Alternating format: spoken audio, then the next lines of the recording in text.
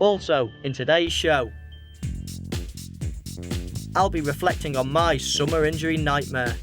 The kids will be putting me on the spot with a few awkward questions about the game. Why some foods are not so fast for footballers. And dribbling the Premier way. I'll teach you the joys of keeping the ball glued to your feet.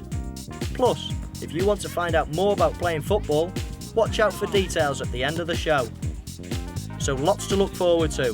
While we warm up to get the muscles ready for action, let's recap on what we learned last week.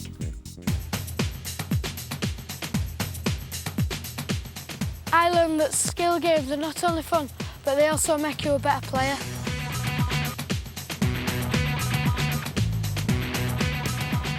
When I volley, I keep my eyes on the ball and time it just right. When tackling, don't dive in.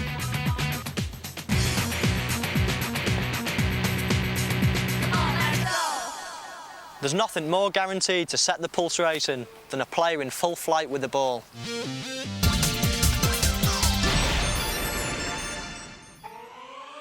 Ginola easily past the defender and past Blackmore and round to Zeo. Oh, that's a wondrous goal from a wonderful player. Can Arsenal break? Can they put the icing on the cake? It's over. Marks with Bergkamp outside into the right, and he slips it into Bergkamp. What a brilliant goal! Yeah, it's a careless pass.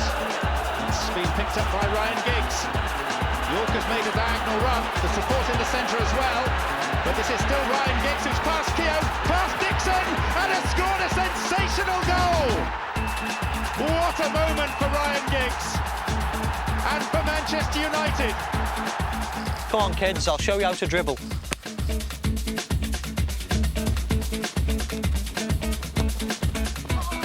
The first thing we're doing is dribbling the ball with the in and outside of the same foot, keeping your head up and keeping as low as possible so you can sprint off at any time. Okay, go on. Just keep tapping it in front of you. Try to do it with the outside and inside. That's it, keep going in front of you. That's perfect. That's it.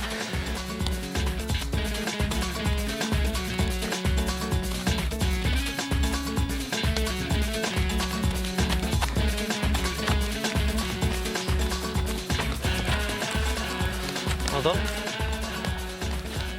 When you're confident using one foot, try dribbling using the inside and outside of both feet. Well done, Damien.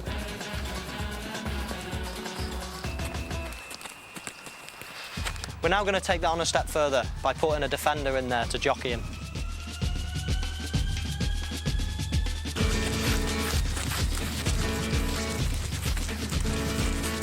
The aim here is to keep the ball under close control. The defender's job is not to win the ball, but to put the opponent under a bit of pressure.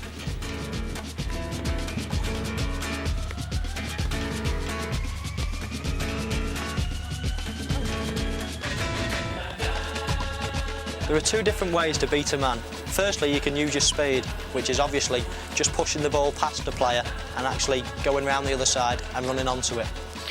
The second way is the one that I'm going to show you, and is to use a different trick. So firstly, I'll run up to aid, throw the leg over and go the other way. Off you go. You're supposed to go the other way. So when you're actually doing this exercise, Kieran, it's best when you actually throw the leg over is to really bend down on here, which not only throws the defender that way, but also gives you a good push-off point for when you go away from him. So if you just practice that against your partner, OK, off you go. That's it, that's it. Brilliant. Well, oh, you're all right. With your right leg, yeah, go around it like that, and then take it with your left one. That's it, OK? You can do it slowly. Kieran will do it slow with you. That's it. Now throw that one over. Perfect, that's perfect. Well done. And now a real fancy one, the double step over. So you run up to your man, once over there, and then take it. OK? Always trying to keep as low as possible.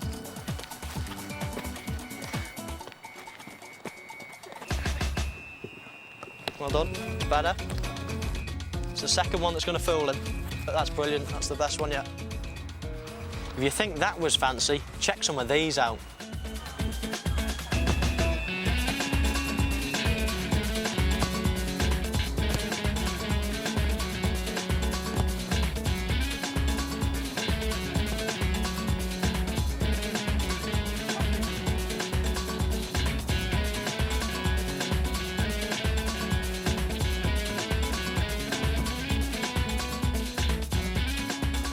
To add a bit of spice, these exercises are best done in narrow channels, with the defenders tackling for real.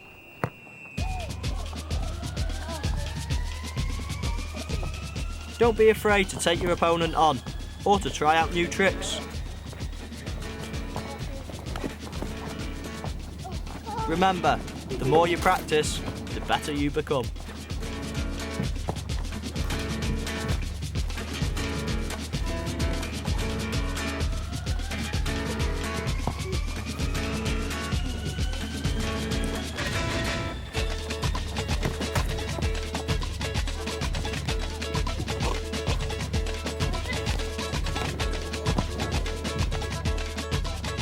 His legs are too small to put it through him.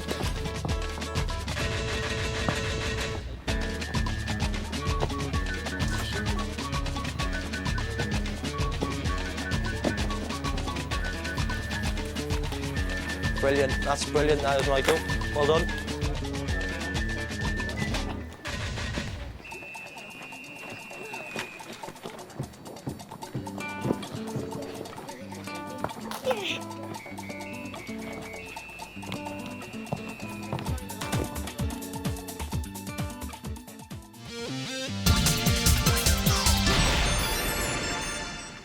Did anyone inspire you as a child? Well, I had my favourite players. I think Gary Lineker was my favourite player when I was young. My dad was a great influence because he used to always come to my matches and always, you know, I could always talk to him about what I was doing right and wrong. But he'd never forced me into doing anything. I did everything off my own back. I always wanted to be a footballer. He never forced me into it. So it was great. I think he was just there supporting me. And as I say, I had some heroes as well. If you could move to any other club, who would you move to? That's a difficult question. I've still got 4 years left to play for Liverpool. Hopefully in them 4 years and we'll win the title or win another cup or a European Cup or something like that. After them 4 years, if I had to move, I don't know who I'd go to, probably someone in Italy or Spain if I had to move, but hopefully then I'll be playing for Liverpool and sign for Liverpool and we'll be winning honours and hopefully I can stay there for the rest of my career. Have you ever played football with girls? I don't think I've ever played football with girls, no. But you know, I wouldn't mind. But no, I think it's great that a lot of women are starting to play football now, and they're having their own teams as well as playing in some boys' teams. So I think it's great that they enjoy the game as well and they want to play. How do you feel if a girl was in your team? I'd feel fine if a girl was in my team. I wouldn't mind, just like anybody else. If they're good and they enjoy the game, then that's all that matters. So as long as everybody enjoys the game, then it doesn't matter who plays. Do you enjoy having the press on your back all the time? I think I've been quite fortunate that, you know, I've not had the press saying he shouldn't be playing in this and shouldn't be playing in that too much. Some players get it quite bad, and I think that's a bit unfortunate because the press can you know, destroy some people in some ways. So I think the press have, you know, left me alone in that ways, because if you're doing well on the pitch, then they can only praise you. So that's the main thing, is if you're playing well, then you answer any critics by scoring goals and playing well. In the second half, I go head-to-head on the penalty spot with one of the all-time great keepers. Why life for footballers isn't always a bed of roses. Plus, eating the right way to success on the park.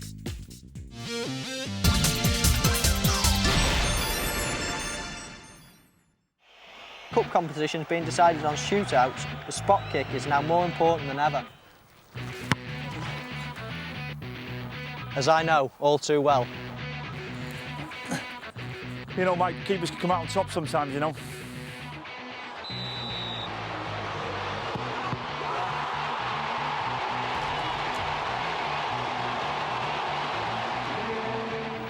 Nah, he got lucky.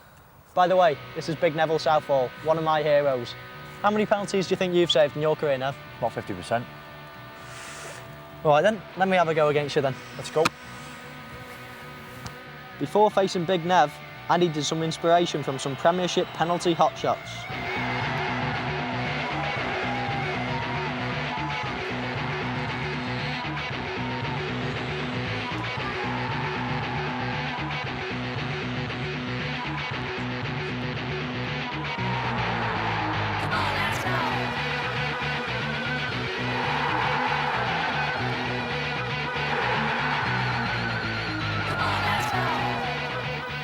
When you're taking a penalty, you've obviously got a goal to aim at, so you can put the ball more or less wherever you want.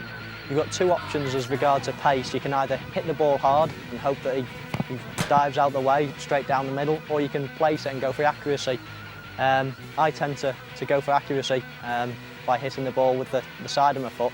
I think the best place to put it, if you can, is right into the top corner. No keeper in the world will save it. Equally, in the bottom corner, there's not many that will get down to that either. Michael Owen from the penalty spot.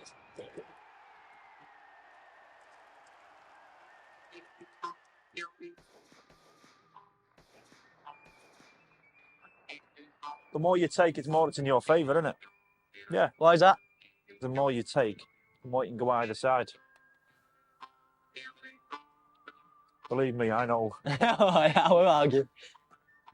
Because usually people have a set thing in their minds. Yeah. I normally go in that corner. You can try and read people. Yeah. But after 5 or 6, it becomes... Guessing game. Well, they change their way of thinking as well. It's the same for me. I'm thinking, right, where's he going to go? Because when I take a penalty, I think, what way will the keeper not go here? You do you? I will now. Who's the money on? Fowler for him for you, yeah? Southall for you. Are you going to check it on the spot then?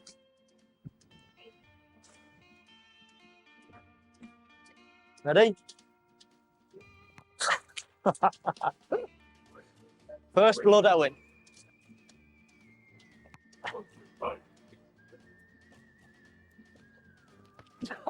No! There's always going to be one of them. Yeah. So we went to dive then, but he stood on his feet. They would have went down late but early. Yeah.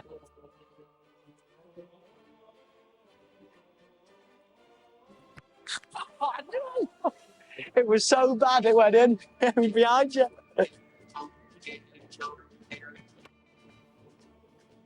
I'll save this one now. Nah. No?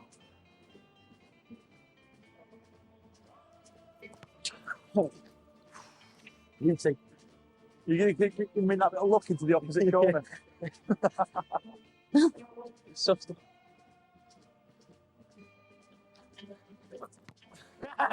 You're not allowed to do that, are you? You're stopping. You go early. Right, well, Neville's listening in, so there's a lot of mind games between the penalty taker and keeper at this stage. I've put a lot of the penalties to his right-hand side, so I think I'm going to put it to his left this time, and hopefully he goes the wrong way. I have saved 50% of penalties by watching their body angle and the way they come across the ball. What I've noticed with Michael, he looks at one corner and plays at the other so far. And he tried to put one down the middle, so I think I'll just stand here this time and see which way it goes. But I'll start trying now. Oh, which way is he looking? He's had a look both ways as well, I don't know. Get in there.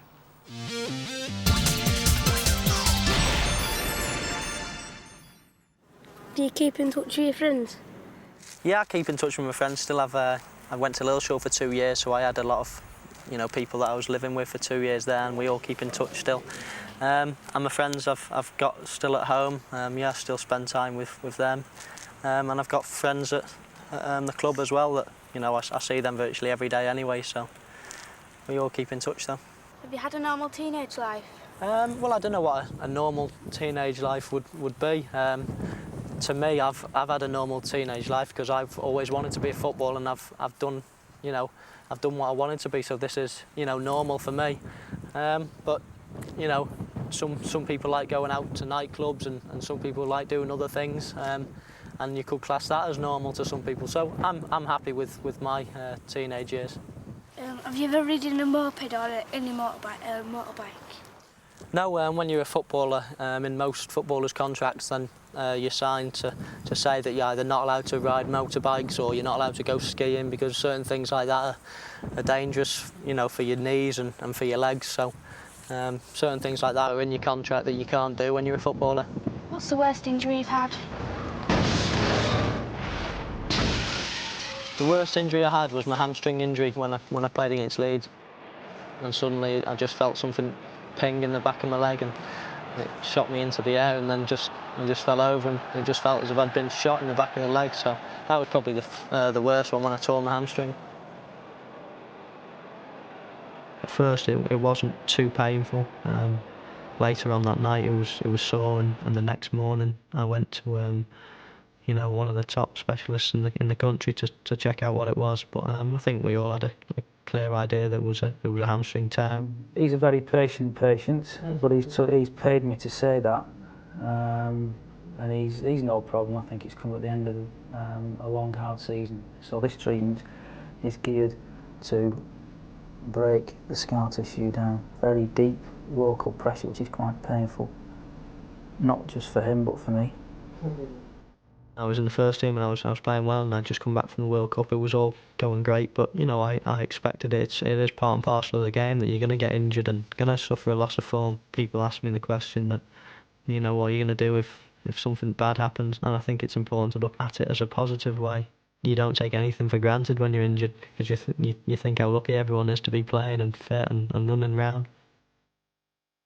The idea of this, obviously, it quickens the healing process. It's a very localised beam of activity that's going to hit right on that sore spot.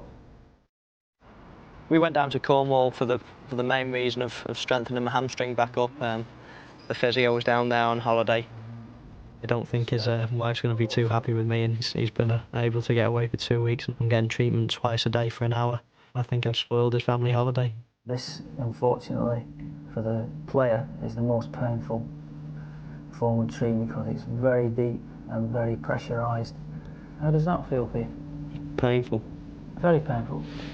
You can't get away from it. It's a fact of football that you're going to have injuries and you're going to have loss of form, and you're not going to go out on a Saturday and score 3 goals every week. You've got to be positive and you've got to deal with it.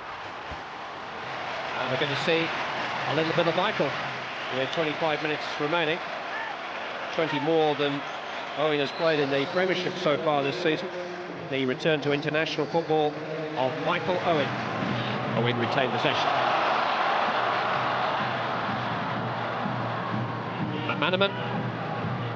Owen again. He's curled it! Uh-oh, look who's back. Michael Owen.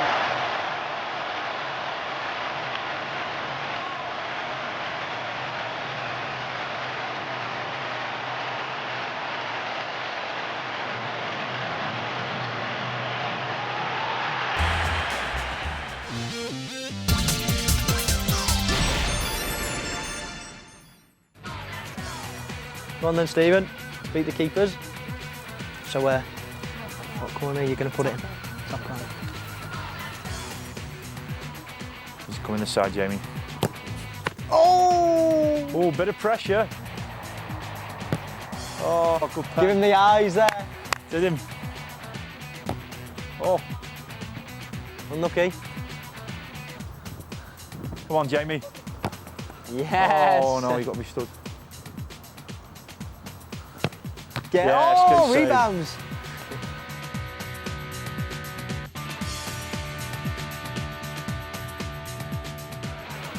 Pick a corner. This one here. The one you missed last time. Don't listen to him.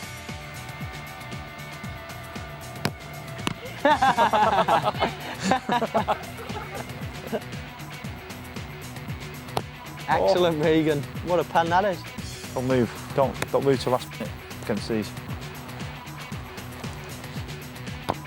Get in there, what a pen. What's going on? Is that your girlfriend? Yeah. I'd go this side, but I'm fibbing. Oh, I Great told you, pen. didn't I? No keeper save them. Pick a side, Jamie. Well done. Dear. Oh, great pen. Well done, Regan. Turn your body, mate. Turn your body. Hey? What side are you going to put it in? Top left, my top left. Top left again. No, In a brave it's ball. mine. Your top left. Directly straight down the middle. Huh? Yeah. Come on then. It's a big pen for the players, the outfield players. Get in there! Big Nev wouldn't have saved that either.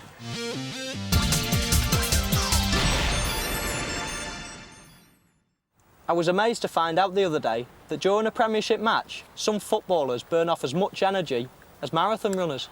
It's been worked out that a player in the top flight jogs or runs for a third of the match and covers an average of 9 to 12 kilometres. That's over 7 miles. To achieve that sort of fitness, you need to eat the right food. Our resident doctor can tell us more.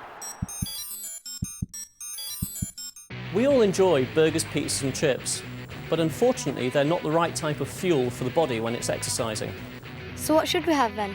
The sort of things you should be eating to make you faster and fitter are fresh fruit, fresh vegetables, foods like rice, pasta and jacket or boiled potatoes. If you want to perform at your very best, 60% of your diet should be carbohydrate, 20% protein, that's chicken, fish or lean red meat, with the rest from fats, which are in most foods, but especially cheese and butter. What, no chocolate or crisps? We're not saying never eat chocolate and crisps, but everything in moderation. Depends how much of these foods you're eating per week. If you want to perform at your best, you've got to eat the right things more often than not. Why do they make us drink water during a game? Well, studies have shown that the average Premiership player can lose up to 2 litres of fluid during the course of a game.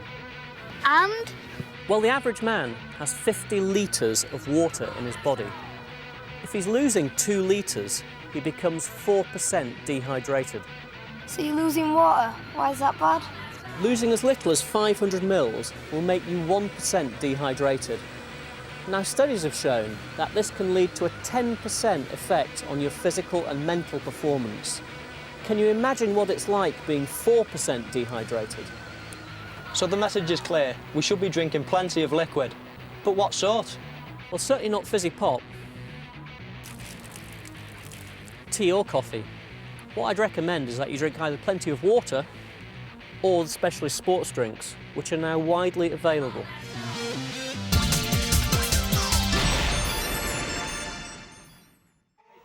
Smiling Michael Owen as the fourth match in the series gets underway, with the players encouraged to put into practice what they've been learning during the coaching session. Go on, Steve. Nice 1-2 between Michael and Stephen. And here is Adrian. Nicely away. Good turn by Simon around Foreen. And that's a nice ball through to Regan. Joe making the forward run. So is Richard out to the right. And in comes Kevin with a good challenge. Can you run They can all the perhaps way, throw out a Kev? bit too long. And a good counter here. Good control. Away from Simon. And here's Kieran Brown, challenged by his brother. great Oh, dummy, say, Kieran. that was beautifully done by Kieran. A good cross. I even fell for that one, Kieran. Yes, I did too. But you got they're unable to massive, finish the move that really is the highlight of the match so far. That was quite superbly done by Kieran. That's it. Kick the ball, Kev. But now here's Kevin. Seen a dribble Now from him try before. magic. Good close control. It's on his Good left. effort. And always looking for the shot there. He really is a lovely left foot he has. Always keeping the ball close, looking up, aware, and no doubt that he was going for the shot. Now Adrian having another spell in goal. Do we know how he can dribble? And he's having another go here, but then almost dispossessed by Stephen. Kevin, Michael. Nice simple ball to Kevin, who looks for the longer ball. Nice touch inside, but a good interception by Michael Brown. Wants to match the highlight of his younger brother, I'm sure. And this is a really good dribble by him. A little bit of fortune there, perhaps, off Kevin. And here's Joe! But they can't finish it. But a really good run. Little ricochet that came off Stephen, but he was well balanced to collect the ball again. And again, the close control. Good pass in to Joe. Just couldn't quite sort the feet out.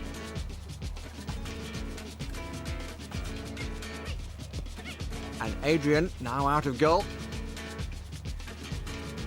Good balance. Lovely control. He's strong with it. Very difficult to dispossess. And that's nicely through to Regan. and the goalkeeper Jamie came to meet her. Couldn't ask for a better example of dribbling and being strong to resist the challenge than provided here by Adrian. Both feet being used. Final ball through to Reagan, who was met by the goalkeeper, is able to parry it away. First time ball this time to Joe. Forian with the challenge, forces him across and then forces him to go back. Does well. Sweeping crossfield ball by Simon. Reagan tries to pull it down and she's got good support here from Andrew. 3 waiting in the middle. Nice pass and return between Reagan and Andrew. And here's Michael, and a lovely goal. But some doubt about who will actually claim it. Shot certainly was from Michael, but it may well have hit Joe on the way. But nice play out on the right after the excellent pass by Simon.